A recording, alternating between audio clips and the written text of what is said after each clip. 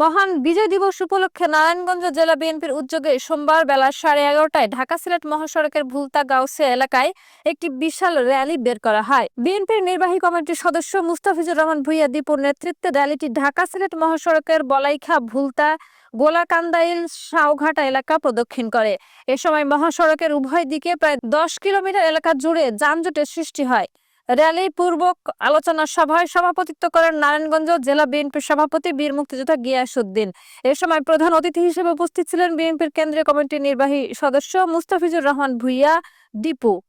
সভায় বক্তব্য রাখেন নারায়ণগঞ্জ জেলা বিএনপির সাধারণ সম্পাদক গোলাম ফারুক খোকন, জেলা যুবদলের সাধারণ সম্পাদক মশিউর রহমান রনি, রূপগঞ্জ থানা বিএনপির সভাপতি অ্যাডভোকেট মাহফুজুর রহমান হুমায়ুন, সাধারণ সম্পাদক বাসির উদ্দিন বাচ্চু, শহর সভাপতি আনোয়ার সাদাত সায়েম, আশরাফুল হক রিপন সহ আরো অনেকে। বিজয় র্যালিতে মানুষের ঢল নামে। স্বাধীন বাংলাদেশকে বিক্রির পায়তারা করা ফ্যাসিস্ট শেখ হাসিনা আজ দেশ ছেড়ে পালিয়েছে। দেশের ছাত্র জনতা ফ্যাসিস্ট আওয়ামী লীগ সরকারকে বিতাড়িত করেছে। এদেশে আর কখনো ফ্যাসিস্ট সরকার গঠন করতে দেওয়া হবে না। স্বাধীনতার ঘোষক শহীদ প্রেসিডেন্ট জিয়াউর রহমানের পরিবারকে ধ্বংস করার পায়তারা করাও ব্যর্থ হয়েছে শেখ হাসিনার সরকার।